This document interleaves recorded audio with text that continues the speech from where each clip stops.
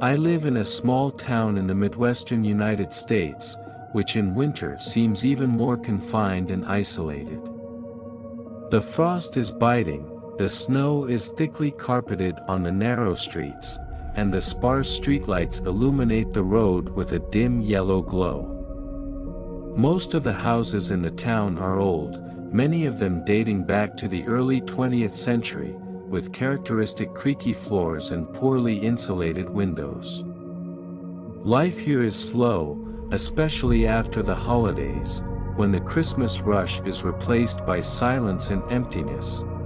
My name is Zach, I'm 26 years old. I didn't go to college after high school, studying was never my thing. Instead, I worked part-time, fixing plumbing, doing minor repairs on houses, and sometimes even shoveling snow in yards. It wasn't much work, especially in winter, but it allowed me to make ends meet and pay for a small flat on the outskirts of town. I didn't complain, it was possible to live, though sometimes not easy. The story I want to tell happened in January, a week after Christmas. That day I received a phone call from an unfamiliar number. The woman's voice on the other end of the line sounded concerned. "Hello, is this Zach? You were recommended to us as a good handyman. We have a problem with the pipes in our basement. Can you come over?" I said yes, of course. I needed the money, and the woman sounded like a wealthy man. She gave me the address. An old mansion on the outskirts of town that I knew had been empty for years. Another oddity was that she asked me to come in the evening, after sunset. This struck me as a little unusual, but I wrote it off as the client just being busy during the day. When I pulled up to the house, I was greeted by a cold wind and the flickering light of the only lantern at the gate. The mansion looked grim, tall, with peeling paint and Gothic details. It loomed over me. A woman in her mid-40s was waiting for me at the gate. She introduced herself as Mrs. Clark. Her face was tense and her voice trembled, as if she were frightened. "Sorry for the late call," she said. "But we've only recently discovered the problems with the pipes. We keep hearing strange noises in the basement, and the water in the bathroom has started running rusty." I nodded and gathered my tools. She led me inside and I immediately noticed that the house looked neglected. There was dusty carpet everywhere, the smell of dampness in the air, and the old paintings on the walls looked eerie in the semi-darkness. Mrs. Clark pointed to the door that led to the basement. "I wouldn't go down there myself," she added. "Those sounds, they scare me." Switching on my torch, I made my way down the narrow staircase. The basement was huge, with vaulted ceilings and many pipes that ran into the walls. The light of the torch picked out strange shadows from the darkness, but I tried to ignore it. I found the main water pipe and began to inspect it. Everything looked fine, but after a couple of minutes I heard a rustling behind me. "Hey, Mrs. Clark," I shouted. "Is that you?" There was no answer. I turned round, shining my torch around, but I didn't see anyone. Then I noticed something else, the door that led to the rest of the basement. It was ajar. I didn't remember it being like this when I came in. As I got closer, I felt a slight draft, and then noticed a faint flicker of light from behind the door. "Is there anyone here?" I asked again, but instead of an answer I heard a slight knocking sound, as if someone was moving the wooden crates. I pulled myself together and pushed the door open. Behind it was a small room that looked like an old storeroom. Broken shelves lay on the floor, and the walls were covered with strange stains that looked like rust or blood. In the center of the room stood an old wooden chest that had obviously been opened recently. The dust around it had been swept away. I stepped closer and carefully opened the lid. Inside were old photographs and some documents. The photos were of a family, but their faces were distorted, as if someone had deliberately defaced them. Among the papers I found a newspaper clipping with the headline, "Clark Family Tragedy, Daughter's Disappearance Remains a Mystery." At that moment, there was another sound behind me. I turned round sharply and shone my torch into the room, but I saw no one.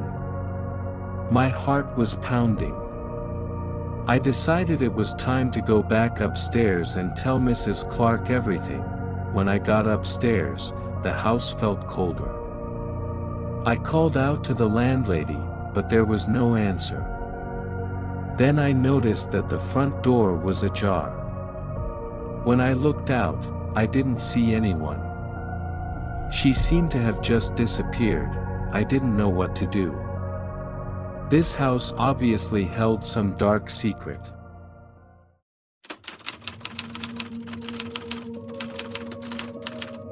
When I was a kid, I was a little scared of our basement. Even though it was pretty big, there was a couch right in the middle of the basement. In front of the couch was a big TV, on which we played our video games. There was another door to the laundry room, and in the third corner, closer to the stairs, was a door to my dad's small gym.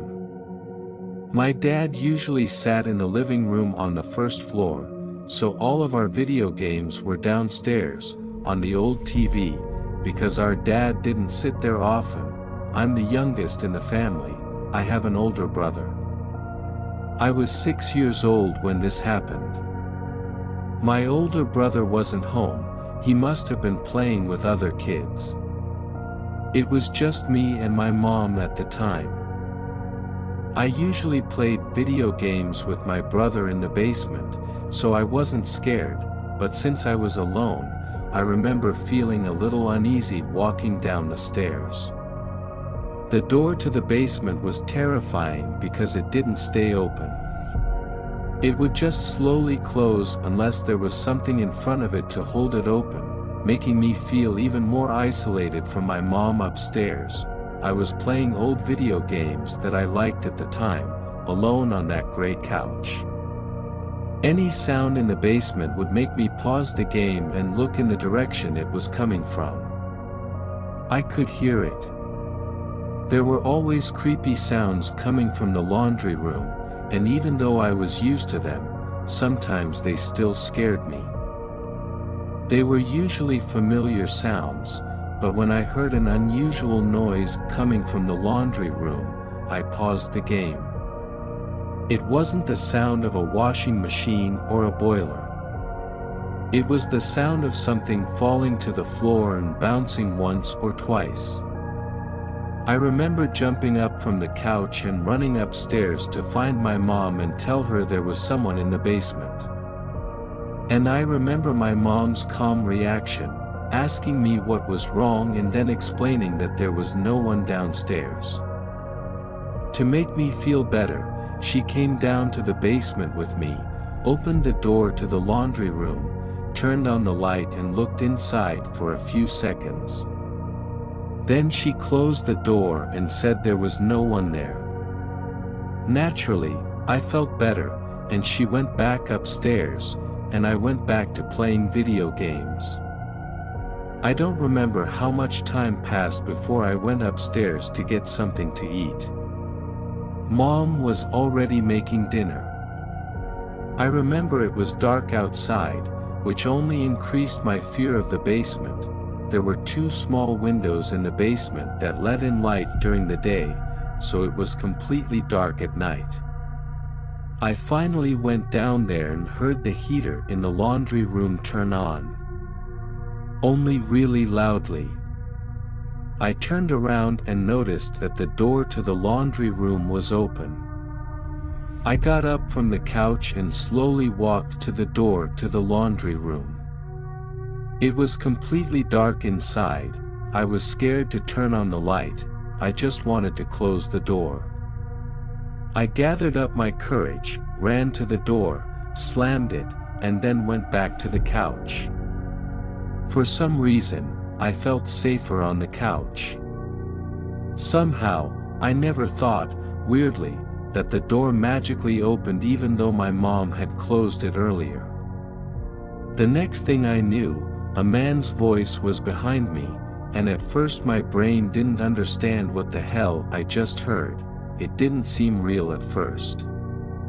I turned around and saw some sickly-looking man sitting in a booth in the corner of the basement. His hand on the table, his head propped up on his fist. He said, "Oh my God, you've grown." I froze. I couldn't even scream.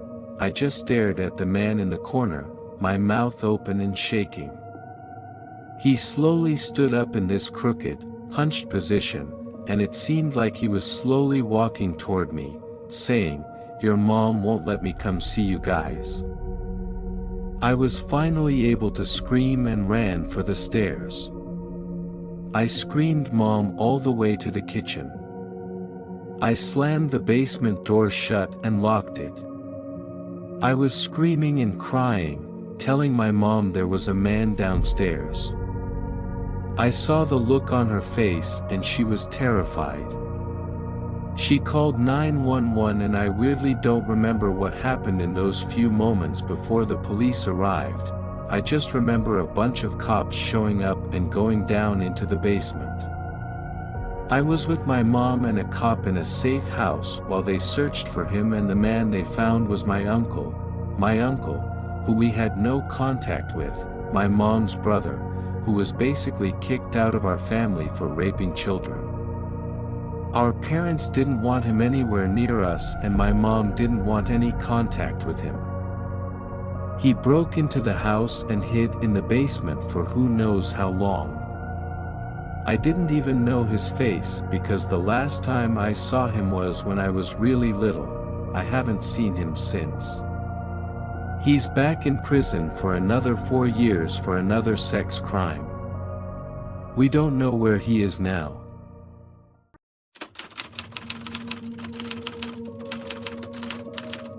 My name is Mike. I was 10 years old when it happened, and I will never forget this story.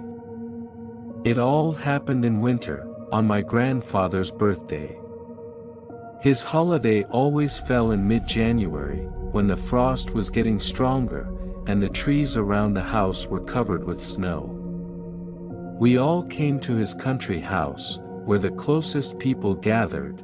The house was old, but cozy, with a large fireplace in which the wood was crackling. We sat at the table, congratulated grandfather, and ate grandmother's pies. Outside there was an icy silence, broken only by the howling of the wind. Around the house stretched forests covered with thick snow.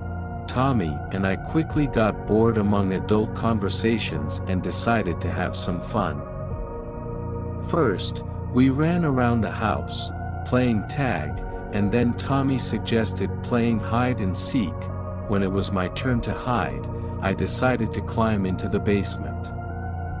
Grandpa's basement had always seemed like the perfect place to me. Clean, tidy, with shelves full of boxes and a light bulb I wasn't going to turn on for fear of giving myself away. I'd brought my phone with me so I could use its camera as a flashlight. As I walked down the wooden stairs, I felt the cold air catch my breath. The basement was dark, damp, and had a strange musty smell that I hadn't noticed before. It must be the winter cold, I thought. I hid behind some boxes in the far corner. 10 minutes dragged on like an eternity. Upstairs, I could hear Tommy searching for me, but his footsteps gradually faded. Suddenly, the silence was broken by a short rustling sound. I heard it but thought I was imagining it. Then there was a sound, and I immediately thought it was a cough. A shiver ran down my spine, my heart began to beat faster.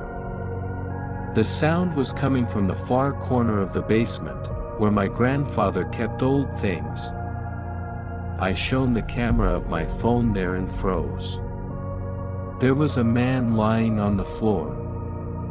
He was wrapped in a dirty blanket, his clothes looked torn and shabby. Nearby were empty cans, scraps of newspaper and something like a homemade pillow. My feet seemed to have grown to the floor, and my hands were shaking while I held the phone. Suddenly, the man moved.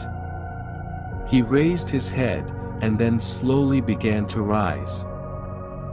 I screamed and ran to the stairs. As I climbed up, I noticed out of the corner of my eye how the man rose to his feet. His movements were unnatural, as if he were half asleep. I ran out into the living room, barely able to speak. "There's a man in the basement," I shouted, gasping for air. Everyone froze, looking at me in bewilderment. My father jumped up from his seat, and my grandfather immediately took his hunting rifle. Mom called the police while they went down to the basement. Grandma, Tommy, and I stayed upstairs, listening to every sound. They returned a few minutes later. Dad said there was no one in the basement, but there was a place where someone had clearly lived: a blanket, empty cans, traces of dirt. The police arrived quickly. They questioned me, asking what the man looked like, and went to comb the area. There was nowhere to run, there was woods all around, and the nearest houses were quite far away. That night I hardly slept. I was haunted by thoughts about that man. Who was he? Why was he in the basement? In the morning I woke up from the noise outside the window. There was a police car in the yard. I rushed down to find out what had happened. The police reported that they had managed to catch the fugitive. It was a prisoner who had escaped from a nearby prison. He was hiding in our basement, waiting out the frost. "Everything is under control now," one of the policemen said. "You have nothing more to worry about." I exhaled with relief, but the cold eyes of the man I had glimpsed in the light of the phone were still before my eyes. To be honest, I was pleased with the police work.